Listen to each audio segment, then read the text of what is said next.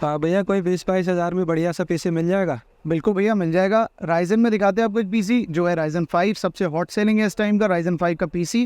Ryzen 5 में जैसे कि सब जानते हैं हॉट सेलिंग है 5600G, बट नहीं, अभी आज हम आपको दिखाने वाले हैं राइजन 5 का और बजट फ्रेंडली राइजन 5 का 4600G। ज़्यादा फर्क नहीं है दोनों प्रोसेसर में। ये भी राइजन 5 है, इनबिल्ट ग्राफिक्स के साथ है, 6 कोर 12 थ्रेड है। तो आइए दिखाते हैं इसके अंदर आपको B450 motherboard, 8GB RAM Kingston की, 500GB NVMe क्रूशियल का, पावर सप्लाई जेब्रॉनिक्स का ब्लैक गोल्ड वाला, और ये बहुत सुंदर सा RGB कैबिनेट जिसमें 4 फैन मिलेंगे आपको। ये पूरा पीसी बिल्ड जो है 23,000 रुपीज़ में आपको हमारे स्टोर पे अवेलेबल है। इस पीसी को लेने के लिए आप नीचे दिए गए नंबर पर कॉन्टैक्ट कीजिए या स्टोर विजिट कीजिए। Thank you.